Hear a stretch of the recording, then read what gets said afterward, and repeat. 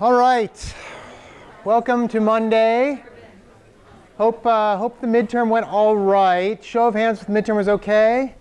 Okay, good. Show of hands if you hated that recursive one. Keep your hands up if you hated the recursive one. And I was really dumb for putting this, like the question on one page and the answer on the back page. Sorry about that. I totally didn't even think about that. So my fault on that one. We're in the process of grading it now. I'm trying to get them to get it graded before, to get everybody graded before Wednesday. I got to grade my part before Wednesday too.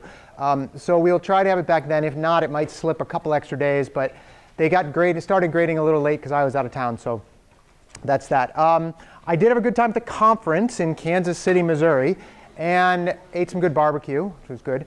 But the conference was interesting. The takeaway that I have from it is that I'm giving you guys too many provide tests.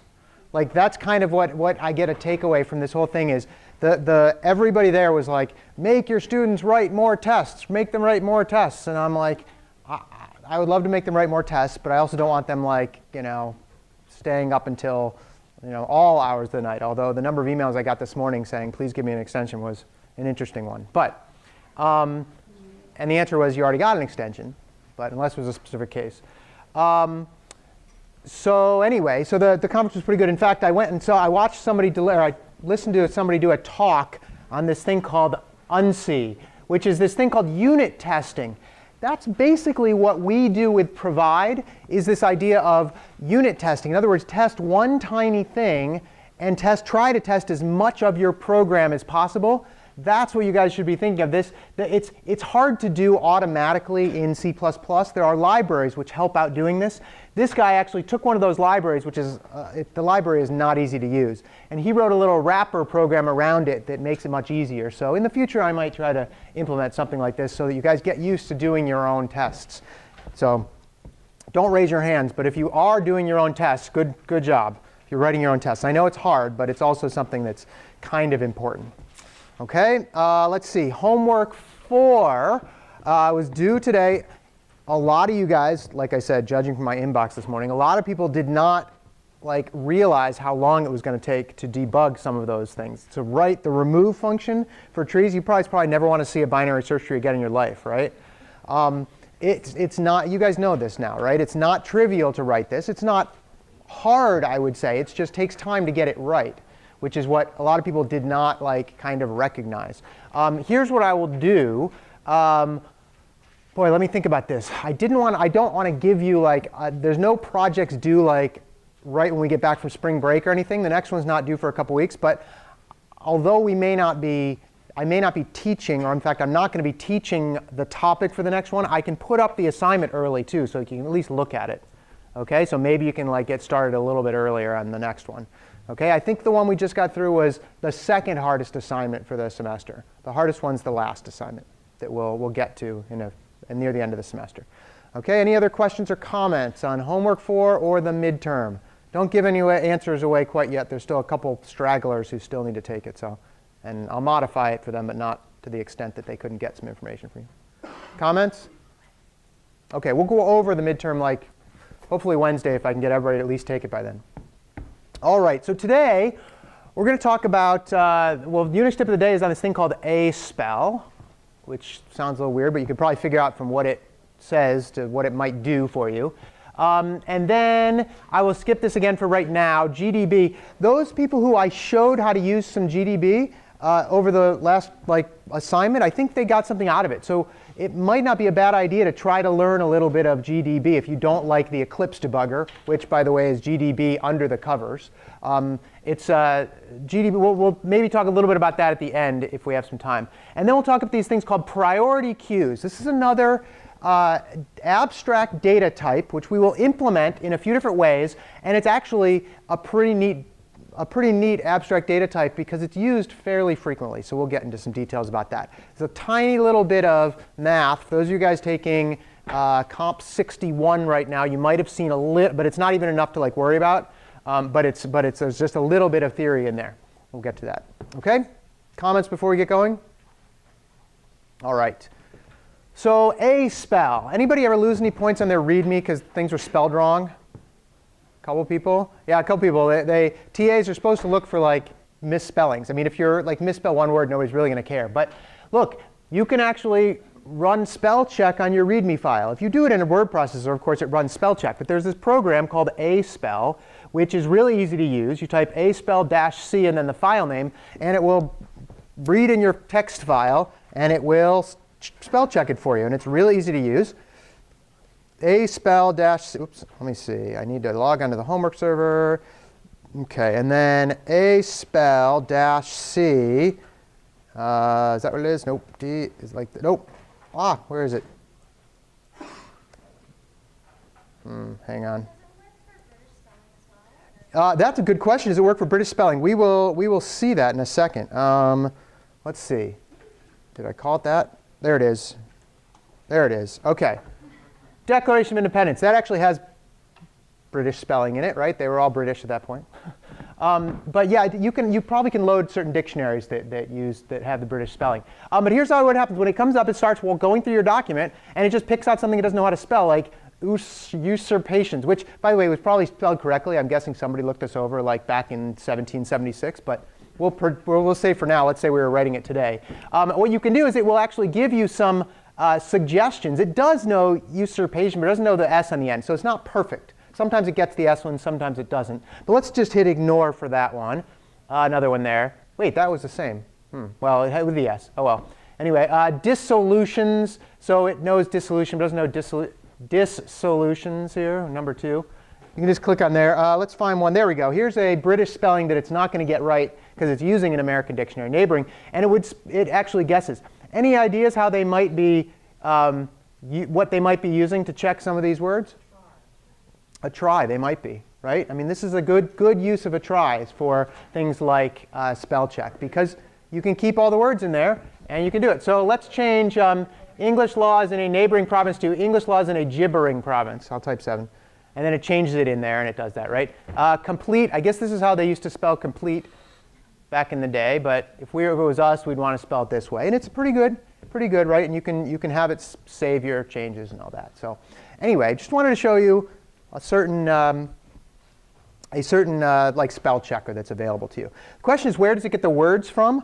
Of course, I'm going to forget where the, let's see, B is for abort. I do want to abort.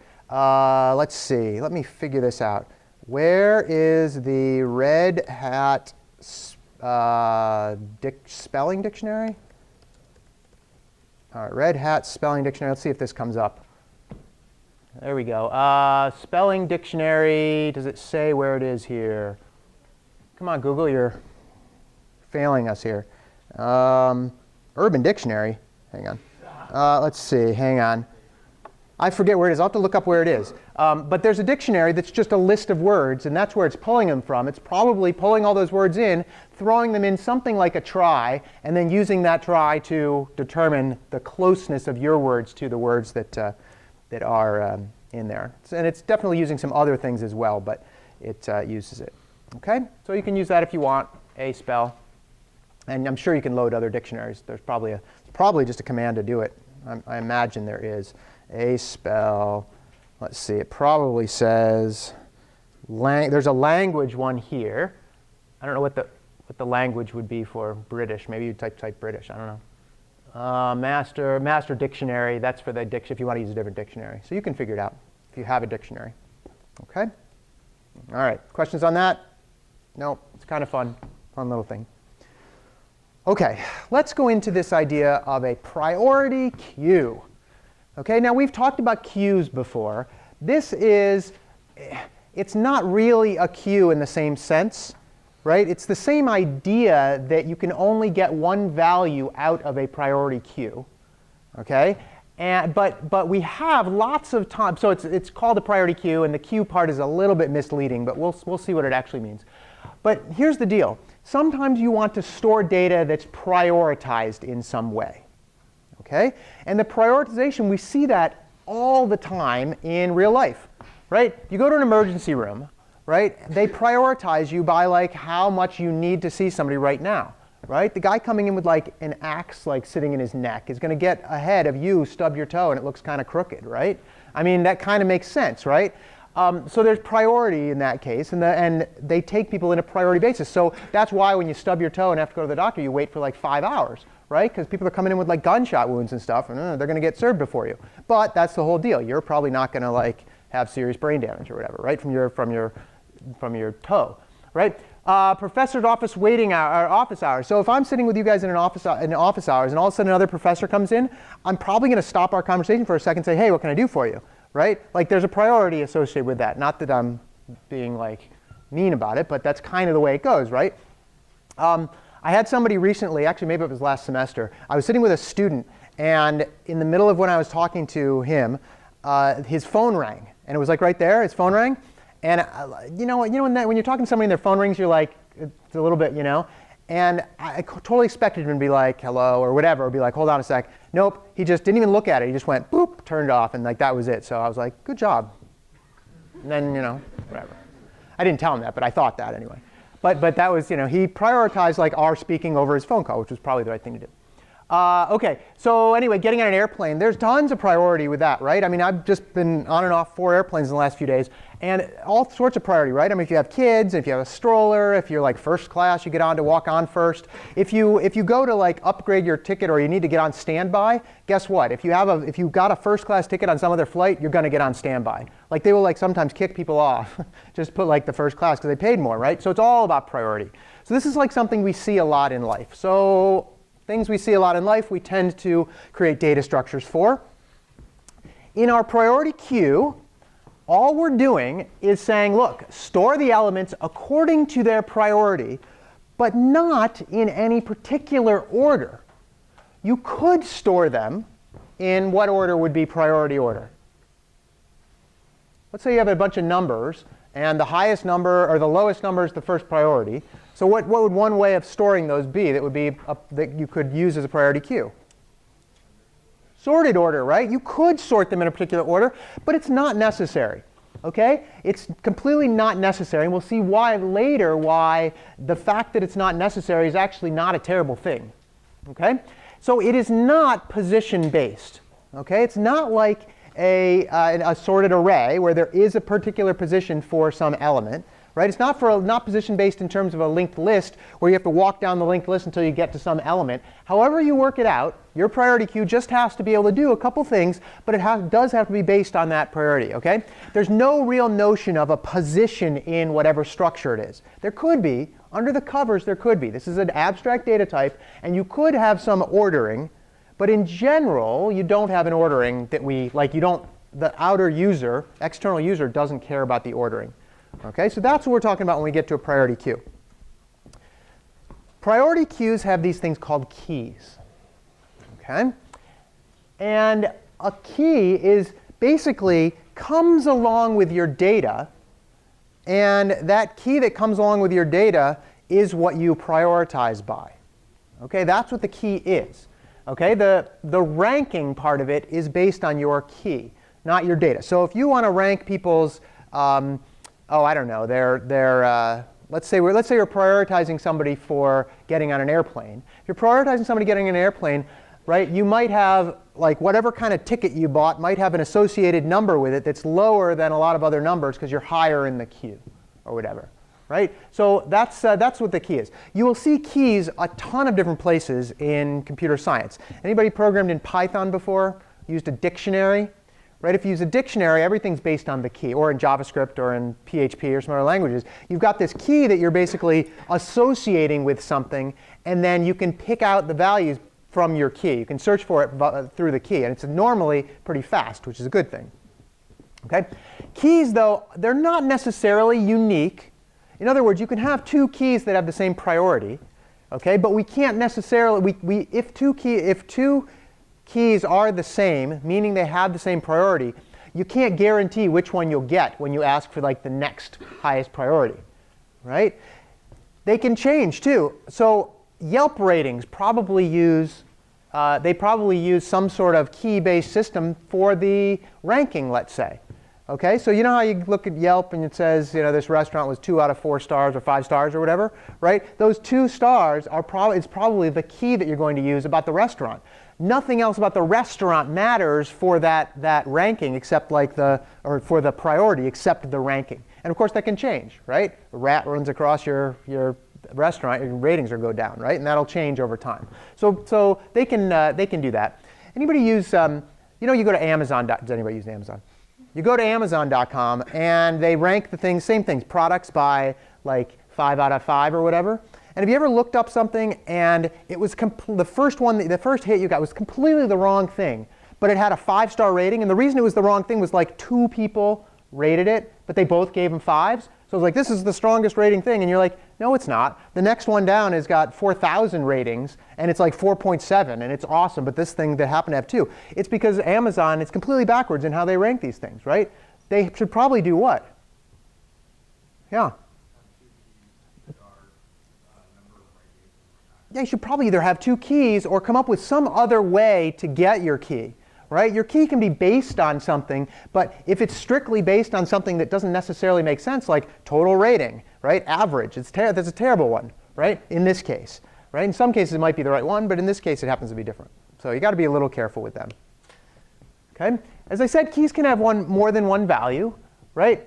And keys can be more than one value. So if you're getting on the plane, there's lots of things that could determine your priority, right? You can have a first-class ticket. Let's say you have kids and a first-class ticket. Or let's say you're sitting farther back and you've got, whatever. There's different priorities, and you can have multiple keys if you want. And you can sort by multiple keys too. It totally depends on the data structure. That's a little more advanced, but the point is you've got some data and you're associating at least one key with that data that you're going to do this priority, that the priority is going to be based on.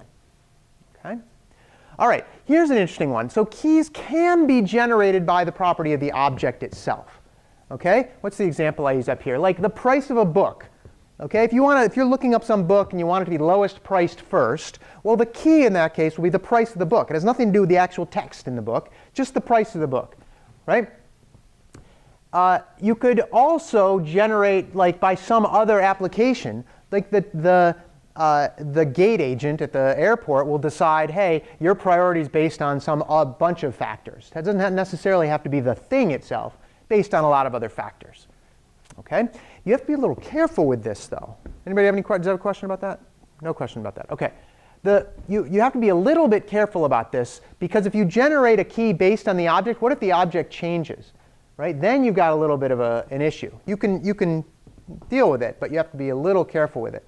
Okay, we'll get into that a little bit later. All right, actually, I thought it was on the next one. Nope, it's not. While I'm thinking about it, if your key is based on the price of the book, and you store the book in your data structure, and then the price of the book changes, right? And let's say you want to update the data structure, and you forgot to save the old price. How do you look up your book now? It's a little bit hard if your data structure, if your price has changed, and that was what your key was based on. So you just have to be careful there. And you will see how this works a little bit later. Okay? All right, how do we actually compare these keys? Okay, this is kind of the mathy part. Have you guys in Comp 61, those of you taking it, do you guys go through some of these properties of numbers? Reflexive property and all that?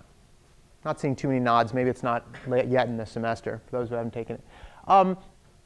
If we have keys, we have to think about a couple different properties of those keys in order to compare them, because that's the bottom line here. You have to do comparisons onto keys to see which one is going to be the higher priority. It's easy with numbers, right? Numbers always work, but you can be a little more generic than that, and that's what this is what's about. Okay? If you have 2 keys, you have to have this thing called a reflexive property. You have to say that one key is less than or equal to itself. Now, why would you care about that? Well, it comes down to the fact that when you're making up some rules here, that at least has to be true. Could it ever be true that your one value is less than another one? Not really, but that's just basically a property here. You have to have an asymmetric property. This is an interesting one. If one key is less than or equal to the other key, and the other key is less than or equal to the first key, what does that definitely mean about those 2 keys? They're the same, right? Why? Because the only way you can be less than equal to something and the other thing be less than or equal to the first one is if they are the same one. Okay, so we got to think about comparing. We will get into comparing, like, and why this makes a difference, like, a little bit later. Okay, there's also a transitive property, and this is the one where you're comparing like 3 different things, and you're trying to get them in the right order if you're trying to order things, right? If you've got 2 numbers and k1 is less than k2 and then less than or equal to k2, and k2 is less than or equal to k3, then by definition you have to have k1 less than or equal to k3. It can't be swapped somehow. This is kind of the more important one when you're dealing with more than 3 things. If you somehow have a comparison that gets this ordering wrong, and you somehow say, look, k1 is less than or equal to k2, k2 is less than or equal to k3, and now k3 is all of a sudden less than or equal to k1, you've got some weird backwardsness happening, and that will screw up your whole like idea of being able to determine who wins in a battle of priorities in this case. Okay? If you satisfy all of these, you will never have a comparison contradiction, and we can use this method.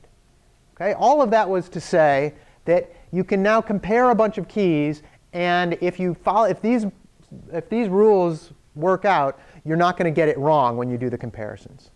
Okay? Why is it going to matter? Well, like I said, numbers kind of by their definition already match this, but you could be comparing things against other properties. So let's say you have 2 strings you're comparing. Right? Well, the 2 strings have to be able to be compared in this method so that the strings, you won't get an uppercase letter, or you won't get like the same word falling ahead of one word and behind another word when it shouldn't be. Like you'll get them in the right order. That's all I'm saying about that. Okay? So that's how the comparison rules go. Why do we care about this? It's just a little bit of the theory background to make sure that when you do your own comparisons, you will do it. You know how we have assignment overloads, right? You know we have assignment overloads, and we've done that. You can actually overload like the less than symbol as well, and you have to do that sometimes when you're writing your own comparison functions. So there are times when you have to write a function that is a comparison of 2 things, right? And let's say Amazon might use this, right? They might, or Yelp's probably a better example. Yelp might use this where they have a whole bunch of keys, and they call this like priority function to compare 2 keys based on the rating, or maybe they'll run it again and they'll do it based on the location relative to you, how close they are, the restaurant or whatever it is, right? They'll do it on the opening hours. I mean, if you might have comparisons that are a little bit different. Like opening hours would be a little bit different. How do you compare things to opening hours? Well, you've got to have some other things going on. Okay? But that's what we talk about when we're talking about comparing keys. Okay? All right. So our comparison rule, and this is less than or equal to. Remember, keys can be equal, and you can't determine which one is the actual top priority if they're equal. It just doesn't. There's no way of determining that unless you use some other one. But we are going to say that if you have this, you will always have a smallest key, such that that key is less than or equal to any other key. Okay. So is it not true that if I have a whole bunch of rankings on Amazon, one of the items or more, but at least one item, will have what we call a minimum or the best rating, the highest priority, right? Okay. So you'll see what I'm leading to in a minute. But the idea is that there is definitely one which you can pick out and say that's the smallest number. Or you could switch it and make it the biggest number, but it would have to be greater than or equal to. But the idea is there's one that's going to have the highest priority. For most of the things we're talking about, highest priority is going to be the smallest positive number. Generally going to be the highest priority. Okay, so 1 will be the highest priority in most cases for the system. You can do it however you want, but that's what we'll do. Okay, so what's a priority queue then? Well, priority queue is a container. I think we've used a lot of containers so far in class, right? We've talked about lots of different ones. And the container has an associated key that is provided at the time the element gets put into this queue. You can't do it later and expect to get the value back. If you don't put the item in the queue with the same key that you're going to use later, things break down. Okay, you can always redo them, but you can't put them in there with a different key immediately, or with a different key and expect to get it back later. Okay? Those keys determine the priority. Okay? So you've got these keys, and you determine the priority from that set of keys. All right, getting there. Okay? Associated key. Sorry, I see some people furiously writing down. Remember, these notes are online if you don't get all of them. Say, see notes online. Okay. All right, so we've got the idea of a priority queue. It's a container, it holds all these items, and the keys are the ones that we're using to prioritize. Okay. What can we do with this priority queue? Well, as you can imagine, there's a bunch of operations. Okay. We can insert into the queue. Now, look, it takes two things to insert into a queue.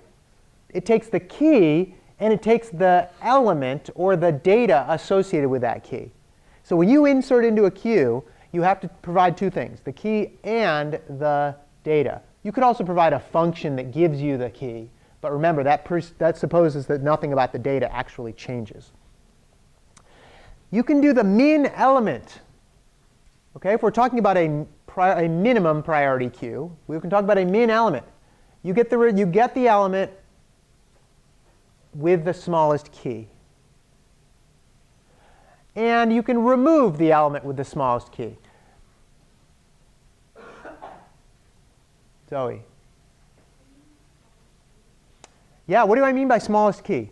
If you have a bunch of, if you insert a bunch of items into a queue, let's say you insert an item and it has a key of 10, and it's, I don't know, we're talking about like putting in like things in a salad, and the first thing has a priority of 10, and it's like, I don't know, cucumbers, right? Then you put in an element of 5, which is like, I don't know, carrots, right? And then you put in something that's like a priority of 1, which is lettuce. Well, the one with the minimum is just the lettuce because it's got the lowest priority key, right? Or the lowest key, which is the highest priority, right?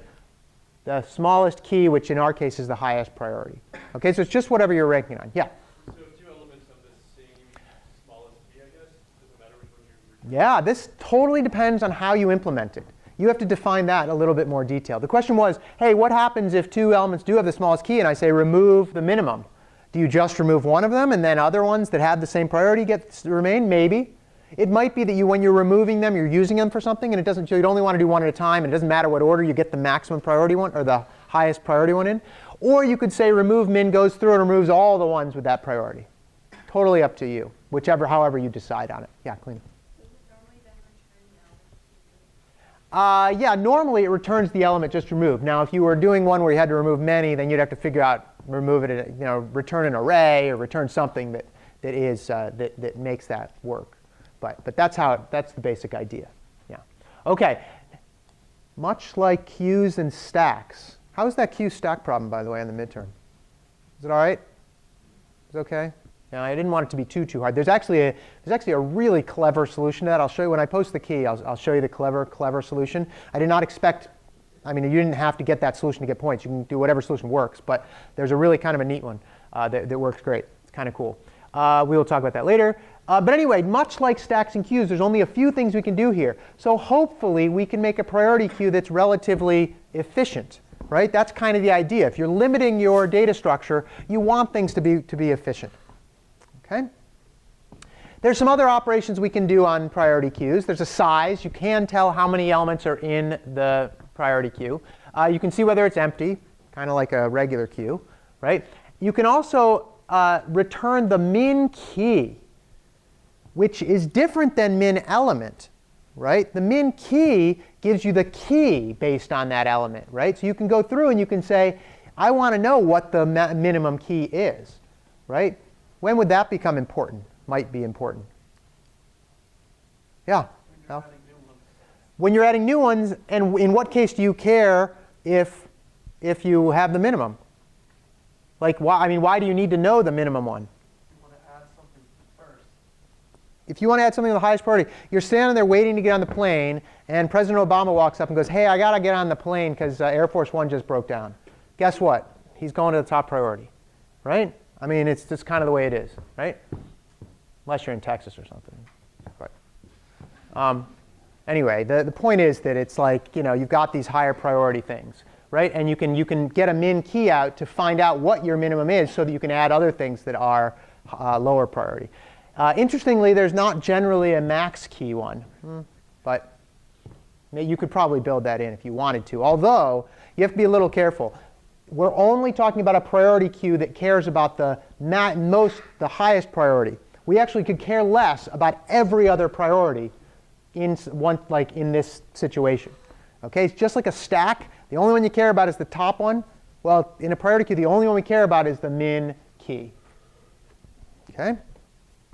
All right. So they are simpler than sequences. Okay. I mean, we don't have to worry about the position of the element. There's no insert before, insert after. It's much like a queue or a stack in that regard too. You can just do one thing and it goes in there, and however it goes in there is whatever, but that's it. Okay. You only need, therefore, one insert and delete function. There's no worry about insert at the beginning or delete from the end or whatever. Okay. Trees have that same property. Okay. All right. So let's look at an example. Okay. Here's an example of our priority queue. What we're going to do is we're going to do something, and this is just going to be based on the key is a number, and I believe the data is a letter. Okay? So if we insert item, right, 5 and A, that goes into the priority queue. Okay? Right now, if you wanted to get the minimum key, it would be 5 because it's the only one in there. Okay? All right?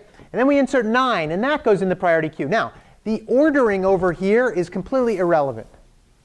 It doesn't matter what the ordering is, at least as far as from the outside.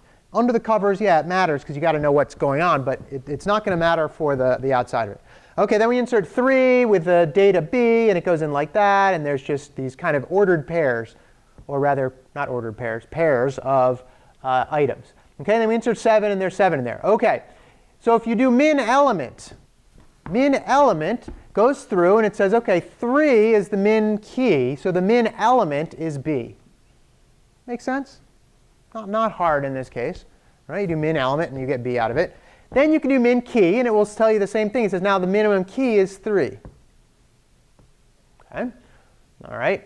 Let's see. On the next page, let's see. If we do remove min, remember the minimum last time. The minimum last time was the 3 and B. So if we do remove min, then the 3 gets removed. Okay. So this is what's left. Fairly simple. I'm not saying there's output here. Let's just say that somehow else you get you can get the minimum.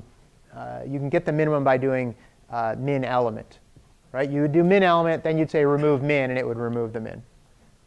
Okay. All right. If we do the size, it obviously gives us the size. Min element now is A because it corresponds to the lowest key, which is A. Remove min again takes that one out. Now you're left with 9 and 7. Remove min again takes out the 7. Remove min again takes out the 9, and nobody's left. If I do remove min again, what do I get? You get an error, right? Because you can't remove from a queue that has no elements in it. You should have first checked is empty, right? So you check is empty, and it's true. OK? Yeah, no. Yeah, if you insert the same element with the same key, it depends on how you implement it. You can say, look, those are distinct. Or you can say just, oh, it's already here. That Python, anyone know how Python does it? If you have a dictionary and you've got an element in there with a key, and then you insert a new element with the same key, what do you think happens? Does anybody know what happens in Python? Ben, you know what happens in Python with that one? I'm not sure. Our choices are add it again, like add another copy, or replace the copy, or somehow keep a count or something like that, right? It turns out that it just replaces it. So if you tried to, when it was up here, if you tried to insert 5 and E, it would go in and it would replace that one with E. That's how it would work. So that's one way to do it. Again, it depends on how you want to implement it. And this is all about, like, when you do it, document what you're doing, right? So Python, you know that that's what's happening. Yeah? So min key was marked as a constant function, as in it doesn't change? Yes, min key was marked as a constant function, yes. Does that mean that if you called it, it would still give you 3 from before? Or? No. You mean where? Here? Yeah, anywhere. Oh, no. Well, you can. No, no, no. It was constant in the sense that you can't change the key the key can't be changed by asking for it. Like that's just kind of the idea is, remember, how are we looking for the elements? Like if I go in and I change the 5a, if I change the a to e, I'm still going to be able to find the 5 in there, right? Because I know that it's in there, or I'm still going to be able to say like remove min or whatever. You just can't change the 5 to a 3 and leave a. That's kind of the idea. You're just not allowed to change the keys. You're allowed to change the elements if you want, but not the keys. And that's because of the structure that we're basing this on. It just happens to be that you're not allowed to. So that's all. The keys are the constants then? The keys are the constants in this case, yeah. Yeah. Now, you can, the reason we put that on there was just to say, hey, look, don't be changing anything in the background. Okay? You'll see why it becomes important a little bit later. OK, so that's our example. Let's actually implement one. OK, so you see a little C++ up here. OK, and here's what we're going to do. We're going to have a struct, which is going to be called the priority object. Why not? It's going to have an integer for its key, which makes sense. A lot of times we'll use integers as keys. You can use lots of different things, but integers are good ones. OK, floats are generally not so good, because comparing floats gets really dicey, as it turns out. OK, you can't compare two floats necessarily and make them equal, and they're definitely equal to each other. It's a little tricky. But anyway, point is that we're going to have integer keys, and then we're just going to have an element. So this is exactly like what we had in the previous example. Okay? All right, so let's implement the priority queue using, actually, what could we use? What data structure could we use to implement this under the covers? Any ideas? Yeah. You could use a set, would be a very good one, although a set is not a data structure. A set's another abstract data type, right? So under the covers, what can we make sets out of? We can make them out of arrays. We can make them out of linked lists, right? I mean, it's the same old usual suspects, as they say, right? So we can do that. You could make it out of what? What's the one we just recently learned? A tree. You could make it out of a tree, right? You could also do that. We will make it, in this case, out of an array. So you're going to see a lot of array stuff here that you'll see. OK, we can do all these things. Init capacity, that's going to be for our array, right? We have constructors, we have sizes, empty, all the functions that we're talking about. Remember, insert item takes a key and a value. OK, min element gives you back a string, because that's the element. Min key gives you back the integer, because it's actually an integer, right? And then we have remove min, and I also just have a print the priority queue as well. OK, let's look at some of these functions. All of these are available on the website, under lectures. For today's lecture, you can go and download this and try it out yourself. OK? All right, so here we go. In the private elements, because we're doing it with a queue, or with an array, dynamic array, let's keep the size, let's keep the capacity. We're going to have to expand it and all that. We're not going to do that now, but that's kind of the way it is. And then we're going to have the expand. And then we're going to also have min index in here. OK, this is going to be for the array itself. This is like behind the scenes stuff. OK, remember, the public methods are the ones that you can get as a user of the priority queue. The private methods are the ones that happen behind the scenes. So behind the scenes, nobody needs to know that you have an index associated with that element. OK? Do you guys ever see that? Do you guys ever see the comic about being a dog on the internet? Yeah. Nobody knows you're a dog. It was in the New Yorker. It's like the most highly rated one that's there. Come on, internet. Let's see. There it is. Let's see. View image. Oh, sorry, hard to see. On the internet, nobody knows you're a dog. Right? This came out right when the internet first started, like the late 90s. And I don't know, everybody liked it. It's kind of funny. And it's true, though, right? Nobody has any idea. Okay? All right. So, well, now that we have video chat and all that, maybe they do. Anyway, so in the priority queue, we don't care that we have a min index, right? That's just for the array part of the the thing here. OK, let's look at a couple of these functions. All right, function number one that we're going to look at. Insert item, the one we want to do. If it's an unordered list is the one we're going to do first. We're not going to care about the ordering the list. All right, if we're inserting into an unordered list, just insert it at the end. Right, that's easy enough. It's what asymptotic complexity? Constant, right? We're inserting at the end, it's constant. You're just putting it at the, you're expanding if you need to, but then you're putting the key at the end, and you're putting the element associated with it there as well. Okay, easy to do, constant behavior, you're incrementing the size, etc. Okay, all right, woohoo, constant behavior. Okay, all right. If we want to find the minimum element in a priority queue, all right, if it's unordered, what do we have to do? You have to search through for it, right? If it's unordered and it's an array, you have to start from the first one or start anywhere you want. But the point is you're going to have to possibly go through all of them, search for it until you get it, and then return that one. OK, hopefully I've done that correctly here. Basically, I've said, look, the first index here that it could be is 0. So it could be index 0. And I'm going to have to do these comparisons on here.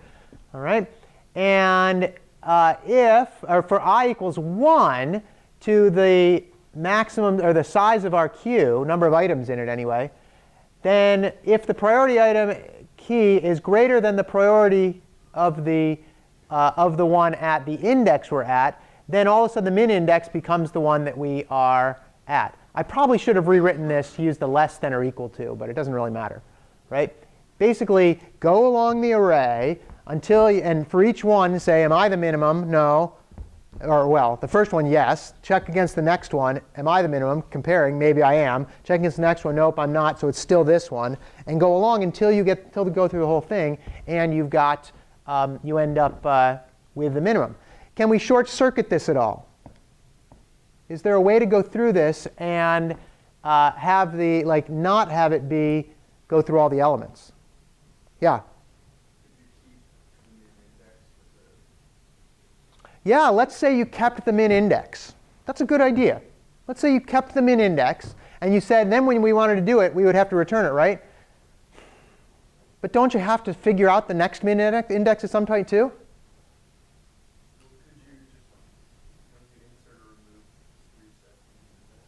OK, but doesn't that change? All that does is shifts the burden of our asymptotic complexity of what is the asymptotic complexity of this, first of all?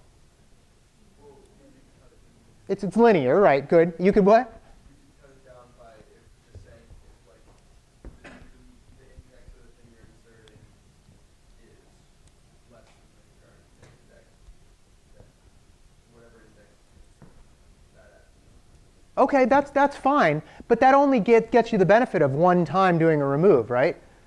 Because let's say you do that. Let's say you remove min twice. The first time you've got that min, right?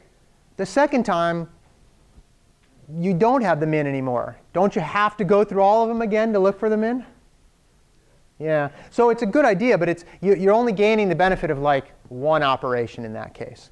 Yeah. So it is a little tricky. So in this case, with an unordered one, in the end, you can shift around where the asymptotic complexity of n is. And by the way, this is a boo because we don't like n asymptotic complexity generally. But yeah, if you do play these games, you're only going to get the benefit in a very minimal amount of cases. You can shift around where this order n happens, but it's going to happen, especially for an unordered list. OK? All right. By the way, this whole lecture is set up. You'll see next on Wednesday, but this whole lecture is a little bit of setup. Yeah, Ben.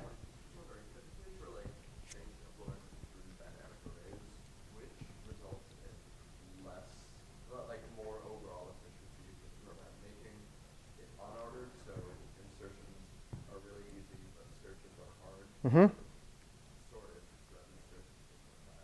Yeah, that's a very good question. I bet you could answer that question yourself. Let's think about this. Here's the premise. This is a very good question, and actually it's worth taking the time to think about it. Okay?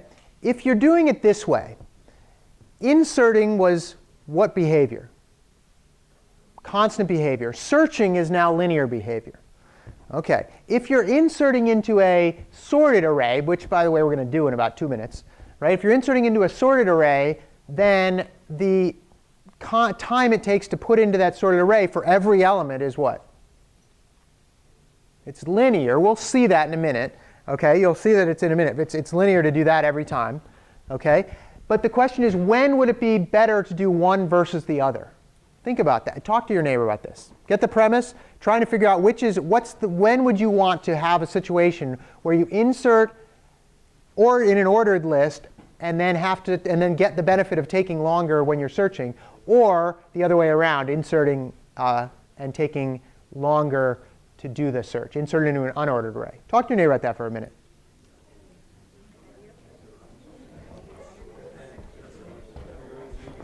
You got it? Maybe? Great question, Ben. Yeah. Did you get my email? Did you get my email? Yeah. Okay, good. Yeah. Wait, we already chatted about it. I already got your reply. 10 until I think 11:30.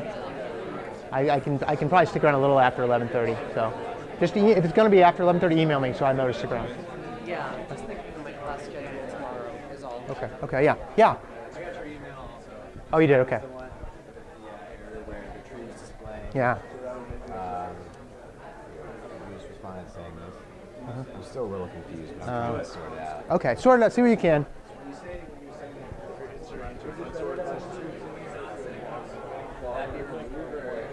Could be either when you create the node or when you're removing. Mainly when you're removing. Forget to reset it. Yeah. Good question. Depends on what your use cases is, which is kind of the point. Yeah, it depends. Good call. Okay, let's see what we've got. All right, all right. Who thinks they know? Who thinks they have a good reason? A good time when you would want to do it this way, where you're inserting into an unordered array. Anybody know when that would be more beneficial, or have an idea of a situation? Yeah. Basically anything when any specific element that you're going to want to store is only going to be put in once and removed once. Yeah, if you want to put it in and removed once, or let's say you're doing something where you are inserting a million things but only care about a few of them, right? Then you might care that, oh, I'm not going to bother ordering everybody, right? I'm only going to need a few back out at some point, and there are definitely situations. Okay, what's the reverse? What's a use case where you're going to want to take the time up front to keep it ordered? Any ideas? Yeah. Like something you're going to search through every day for a long time. Yeah, you better, if you're going to do a lot of search, if you're going to put the data in once and then search, you really probably want to make it ordered, because you don't want to take this horrible, linear search every single time. Okay, so those are the kind of the cases. So Ben, does that answer your question about that, right? That there are certain cases where it makes a difference. Now, we had a question in the back that basically said, hey, when does it matter? Like, is it better to have one operation of a certain number of operations be linear and other ones be, let's say, logarithmic? Kind of depends on the same argument, right? In the sense that you've got the idea that what are you actually doing with your data, right? Because sometimes it might make a difference. If you're only inserting once but taking 2 or 3 things out, then don't bother keeping it sorted, for instance, right? So it just depends on what you're doing. Yeah. Okay, so this is the min index. Pretty simple. And the min element is also pretty simple. It basically says return the priority queue's element at the min index, which means you have to call the min index as well, which also is going to be linear time. Okay? All right. Okay, remove min. To remove the minimum from an unordered list, well, you have to do what? You have to search for it first, right? You'd better go and search for it first. So you first have to find the min index, which is that searching. Then you can actually just do this. This is actually true. What am I doing here, by the way? Let's say that I've got 100 elements, and the one that I'm removing is element 62. What do I need to do? What would be the bad way to go about this for an unordered array? Yeah, you said it. Go ahead and say it. Yeah, push everything backwards. So I'm gonna go over and I'm gonna find my minimum here, and then I'm gonna take it out and then move everybody backwards. This one goes back, this one goes back, this one goes back, this one goes back, this one, right? That's an n-based like algorithm there, right? And all of a sudden your algorithm becomes like really terrible, right? N squared in some cases, right? Which would be bad. But in this case, what am I just doing? Yeah. Since I'm unordered, I'm just going to say, fine, I'll leave it unordered in some other unordered fashion and just take the last one and put it where the one that I'm removing is. Decrement the size, and now it's one fewer, and I've only had to go through one extra move of an element to do it. Okay, so that's probably the best you can do, though. You do have to at least search for it, which takes order n time. Yeah?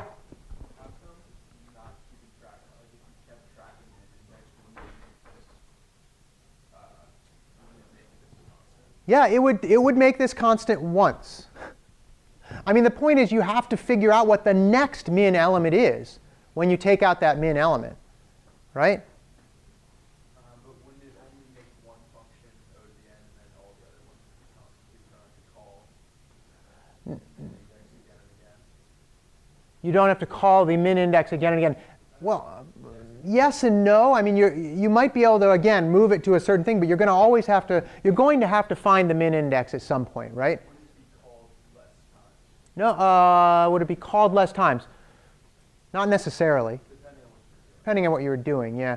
But you get why this is like why I'm kind of focusing on that, right? You can get the benefit once, but you're going to have to look at it. Now, part of my research for my PhD was on parallel computing, right? Guess what? You could do this if you decided to remove this and then in the background, while your computer is waiting to do something else, maybe does that figuring out the minimum. That has a little bit of a benefit there. So there might be something you could do there to do it. But if you're asking for min,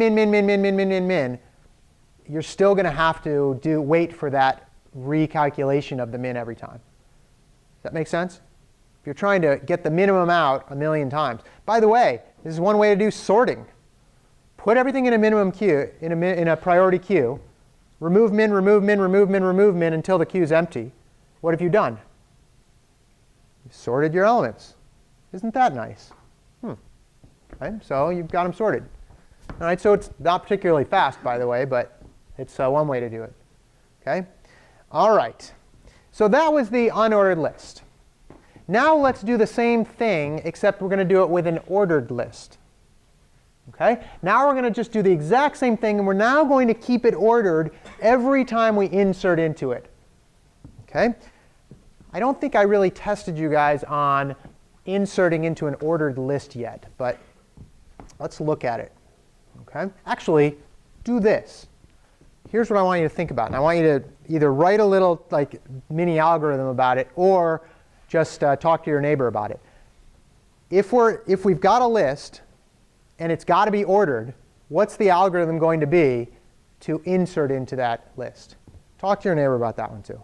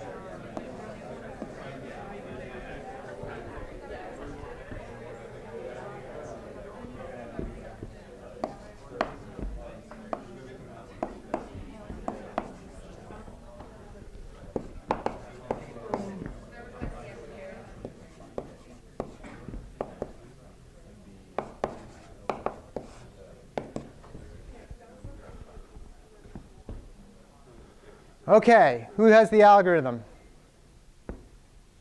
Yeah. We thought that you could insert Okay, you could insert at the end. So if we're going to insert into this, we've got 6a, 20l, 43x, 89r in here. We're going to insert 22b. You're saying put it here and then what? And then say if the previous one is greater than the one you're inserting. Okay, so you're basically going to say 89, 22, 89r, like that, and then what? And then just And do the same thing. Do you actually have to store it in here each time? Probably not. You could probably keep it in its own like 22b temporarily, and then just do what? Compare, compare, compare, and then move, move, move. You do, though, this is actually a good way to do it. You're going to move the 89 is going to get moved here. Then you're going to check the one here, and you're going to say 43 is greater than 22, so 43 has to move here. And then you're going to check 20. I'm going to say 20 is now less than it, so guess what? It goes right there. Make sense? That's how you do it? All right. Any questions on that method? Hopefully you guys came up with something like that. Better to start at the end than the beginning. If you start at the beginning, then you all of a sudden, you could start at the beginning, right? You'd go until you find it, but then you still have to go everybody else. You'd have to move everybody else. It's actually a little more efficient to start from the end. What's the asymptotic complexity of that part? What is it? Linear. For everyone, it's linear in this case, right? OK, so we're going to do that. That is called an insertion sort. In fact, you guys may have done an insertion sort in Comp 11. I forget. OK. All right, so that's what we're going to do. Oh, boy. A lot of code here, but it's not too bad, right? You've got to make sure the list stays in order. So first of all, you're going to see if you need to expand like we would do. Okay? Then you keep ordered there. Okay? You're going to walk through the list backwards, which is what we just did. Okay? And you're going to check and see if the key that you're at is less than the one that you are trying to put in. And if it is less, then you put it there. If it's not less, you have to go and swap it, right? You have to move it up one or back one so that you have the space, which is exactly what we did here. We moved the 89 here, the 43 here, and then put the 22 in there. Okay, you do have to walk through there. And otherwise, we found that, so we're done. Okay? And then now you actually know what element it is, so you can do that. Now, we could have moved this up into here. It's irrelevant which way you do it. But the point is, you're going to walk backwards and do that. Okay. This is not the best asymptotic complexity. Okay, it's constant, or it's linear. Okay, and that's linear for every element. Right? So if you're inserting n elements, what does it actually become? N squared for all those elements, which is ugly. Right? Not the best way to do this, but it's something we'll do. And in fact, we will talk more about insertion sort when we get to insertion sort a little bit later. Okay? Is it worst case? Is it best case n? What's the best case asymptotic complexity for this one? Constant, right? And what happens if you insert the numbers in increasing order? If they're already sorted and you insert them, it's great. Everyone's constant, right? The overall one is not constant. The overall one is still n, but you don't have to go moving anybody else. So works out. Okay? So we don't like that so much. But remember, we already talked about the trade-offs there, and that's what happens. Okay? All right. Getting the min element, though. Ho-ho. If this is a sorted array by key, now you've got your min element like that. Right? Why is it like that? Because it's always the last one. We're going to keep this sorted such that the minimum is always the last one. That's what makes most sense, right? This would be backwards. This would be the other way around. You'd actually keep it at 89, 43, 22, 6, right? Because you'd want to keep the minimum one at the end. Because then you just need to return the size minus 1, right? The last one. That's it. Yeah? Why wouldn't you keep it that way and then just say that it's always 0? Good question. What's one of our other functions that we have to worry about? What other function do we have to worry about in here? Remove min. And remove min, if you're removing min from the beginning, that's ugly for an array, right? Because then you've got to move everybody backwards. Now, if you happen to be implementing that with a queue, then it's not a big deal. But again, you can implement That's a little weird, like implementing a priority queue with a queue, like two abstract data types kind of together. But point is, you could do it. Yeah, you could do that. OK? All right. Well, it would be harder to. Be much harder to. OK, but anyway, that's that. So you've got one operation there. We're not changing the min element one. That's actually the exact same. We still just find it, which is the order 1, and remove it, right? And to find the min element, same as before. Asymptotic complexity of this, constant. Woohoo! Right? We like that.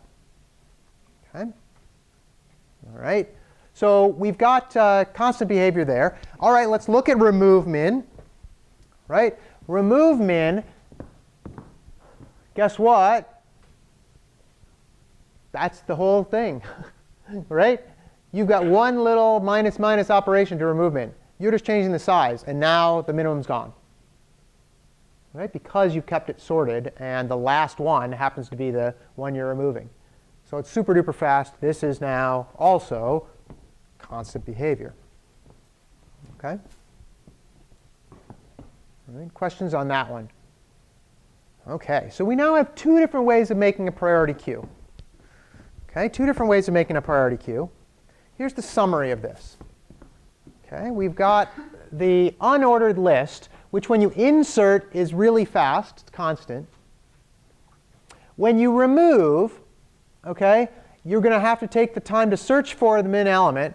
And remove, you first have to search for it, and then you can actually remove it. But the remove part is just swapping one other element in. So that's not fast. But so it's still linear behavior here.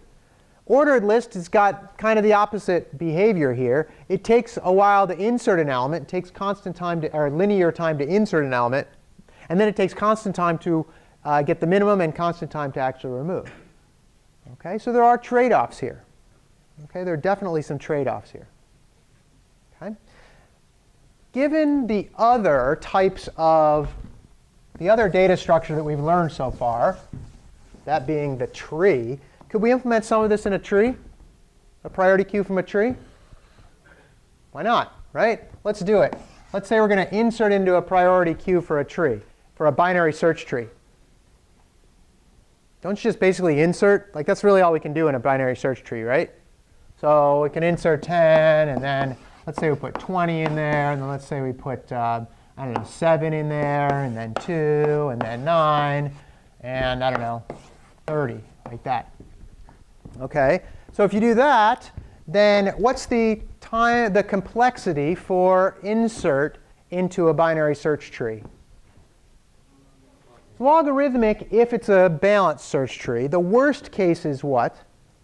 And if you inserted 10, 20, 30, 40, 50, you've got basically a linked list. That's not so great. So the worst case is still not great. If you're doing an AVL tree, we already said that AVL trees, everything's pretty much logarithmic. So if you wanted to go ahead and do an AVL tree, that's fine. You could do that. All right, and then remove min. What's that going to take? Also logarithmic if it's balanced, right? Because remove min is easy. Find min, which, as you guys already wrote for this last assignment, bing, bing, bing, right? You go down to the last one, and that's the one you remove. So it's logarithmic to do that. So in this case, you've gained a lot on both of these methods in that you've got a couple of logarithmic ones. You're not going to beat the remove min for, or the min element or remove min for the ordered list. That's still going to be constant over here. But you are going to get some logarithmic behavior out of that. OK? On Wednesday, we're actually going to look at a better structure. Because remember, in order to do a binary search tree properly, you do want to make it a balanced search tree, right? The binary search trees you guys did for homework 4, OK, they were great and all, but they weren't balanced unless you went above and beyond and did an AVL one. But they weren't balanced. So you're still going to have the downsides of if you happen to have an unbalanced tree, it's going to be terrible performance for some of these operations. Right? But we will come up with another structure on Wednesday that's actually very cool, that's a priority queue that does way better than all of these guys, okay? On average anyway. Okay? All right. Any questions on priority queues? OK, let's do this. Since we have a couple minutes, and I think that's about it. Yeah, that's about it for the for the priority queues. Let me show you a little bit about GDB. Okay, some people wanted to know about this, and I figure I might as well show it to you guys. And you can, you will probably use this. If you go to do Comp 40, you'll definitely use GDB. But if you go into, you might, for more projects in our class, you'll do that as well. So let's do this. Let's go into the homework server and, I don't know, change to, do I have a homework for, let's see. Nope, I think I've got it here. Temp homework for solution. There we go. If only you were able to hack into my computer. There's a solution there, right? OK, so if we do a make on this, by the way, if you're ever doing makes on your own, this -G here says, hey, put in information that the debugger can use so that you can run it.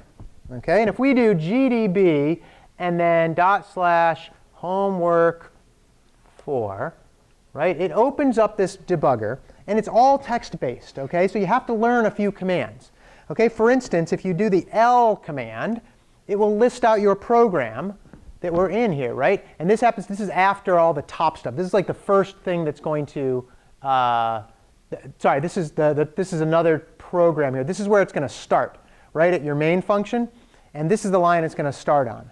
Okay. If you hit return, you actually keep doing the last thing you did. So I happen to list it again, so it'll just list more if I hit return again. And let's do this.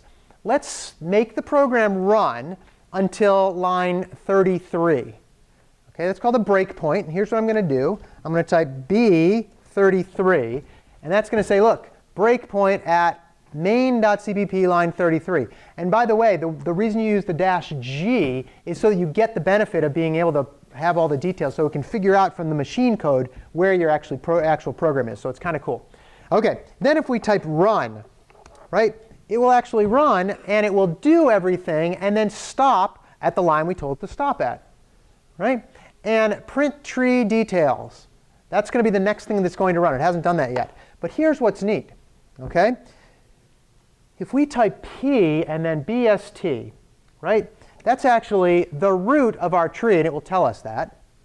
And if we type P, BST, arrow, what was it, data in our program? No, value? Was it data? Oh, you know what? It might not be able to. Now my computer's crashed. There we go. Hang on. Was it data? I thought it was data. Let me think about this. It might not be able to do it from this function. You might have to actually go into the function to do it. But that's OK. We could do this. If you type where will tell you where you're currently at. If we want to go over that line, if we want to jump over we want to print the tree, but we don't want to go into the print function, just type N for next. And there you go. You're like a little tree there. You guys are used to seeing this, I'm sure. Probably hate it. OK?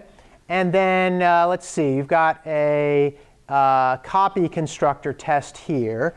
Let's go over that one again. And then over the copy constructor. And then let's see, over this one here. Removing original from tree. It should print this out. And then now we're going to go into remove. OK, if you want to go into a function, you actually type the S for step into. I'm going to type S, and we're going to step into here. And guess what? Now we are on line 136. And if we do a list, it's actually kind of clever. It will list out your program and put the line you're on currently, 136, kind of in the middle of your listing. So it gives you a little bit of context there. OK, let's step into our remove function here, too. OK, we'll step into our remove function there. And now we are in our the node one. So now if I do P node data, let's see, what did our tree look like? It should be what? 4? Because we're at the root? Let's do that. There you go. Our data is now 4. OK, and if we want to do P node left data, right, it'll say that the left one is 2, which it was. And let's see what the count of that one is. It's more than 1, right? Count, it's 2. OK, so you see how you can use this now real time to figure out what your program's doing? It's actually pretty clever. Yeah? Oh, yeah, this is just putting it into temporary. It's basically putting it into a temporary variable for you so you can use it in some other way if you wanted to.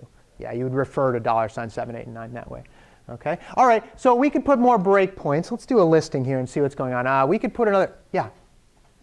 So if you put a breakpoint inside a loop, how would you make it so that it would stop at a specific time through the loop? Good question. I don't know off the top of my head how you would make it stop at a certain place in the loop. There is a way to say count how many times you've done this and stop after that many times. It's in the GDB. You have to look it up in GDB. I don't remember exactly, but there is a way to do that. Yeah? So could you get the basically what's in value by going p? Yeah, p-value. We're looking for 9, right? Yeah, so see how kind of cool it is? You can actually look through some stuff here. Maybe I should have showed you this last week. Sorry. But yeah, you can do this. The Eclipse debugger does all this behind the scenes for you, and it shows it to you in a very graphical way, which is nice. But let's do this. Let's just walk through this. We're trying to remove node 9, which, if we go back up here, was first we're going to go right to 11, then we're going to go to 9. So if I put another breakpoint right on, let's say, line 140, right, and I type continue, it will go until 140 again, and now it even tells me, hey, my value is 9. And if I do continue again, it will go and say, hey, now my value is, whoops, is it 9 again? Hang on. Oh, it's at the parent. Sorry, the value, the value that we're searching for is 9, right. So, here's a good example. Now, if we look at the node data right now, we're actually at 9, right? If you type up, you actually go up the call stack to where you just called this function from. It's actually one of the neatest ones, right? And if I do p node data now, if I'm doing this right, it should say, what was the one previous to 9? It was 11, wasn't it? Yeah, it came from here. So this one now should be 11, which it is. OK? So then you can do that, and you can do down again to go, whoops. Oh, my computer's now telling me I'm done. But you can go back down and so forth. So you see how this makes it like, if you bother to learn some simple commands, you can walk through your program pretty well. OK? Any questions on that? Other questions on that? GDB is pretty powerful. When you get used to using it, you'll go, wow, that's really neat that I could do that. OK? All right. I did do down, yeah. So there you go. If I type down again, it should say I can't go any farther. Yeah, look, I'm at the bottom frame. OK, you can keep going up, up, up, up. And now we're back to where we called remove root. Let's go up again. Remove 9. Now we're in main where we called remove 9. So you see you can traverse back and forth through your code. It's really pretty slick. OK, you can do that in Eclipse too, but this is the command line version. OK, questions on any of that? You'll use that maybe for your future assignments. OK, all right, I'll see you guys Wednesday.